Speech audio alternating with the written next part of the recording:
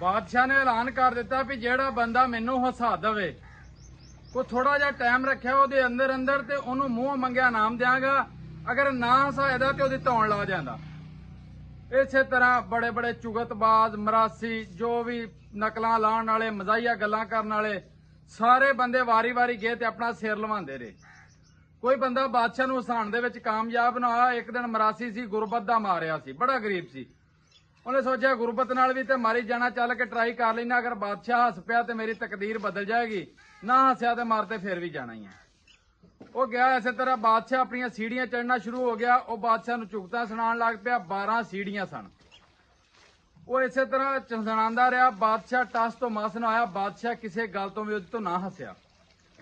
ਜਦੋਂ ਨਾ ਹੱਸਿਆ, ਜਦੋਂ ਉਹਨੇ ਵੇਖਿਆ ਕਿ ਆਖਰੀ ਵੇਲਾ ਮਰਾਸੀ ਨੇ ਸੋਚਿਆ ਆ ਗਿਆ, ਇਸ ਤੋਂ ਬਾਅਦ ਹੁਣ ਮੇਰੀ ਧੌਣ ਹੀ ਲੱਥਣੀ ਤੇ ਆਂਦਾ ਹੱਥ ਬੰਨ ਕੇ ਆਂਦਾ ਹੋਇਆ ਕੰਜਰਾ ਜੇ ਆਪਣੇ ਪਿਓ ਦਾ ਤੇ ਹੁਣ ਹੀ ਹੱਸ ਪਿਆ। ਤੇ ਬਾਦਸ਼ਾਹ ਹੱਸ ਪਿਆ। ਇਸੇ ਤਰ੍ਹਾਂ ਮੈਂ ਆਖਣਾ ਚਾਹਨਾ ਆਪਣੇ ਸਿਆਸਤਦਾਨਾਂ ਨੂੰ ਵੀ ਵੇਖ ਲਵੋ ਬੰਗਲਾਦੇਸ਼ ਦੇ ਹਾਲਾਤ ਤੁਹਾਡੇ ਸਾਹਮਣੇ ਨੇ।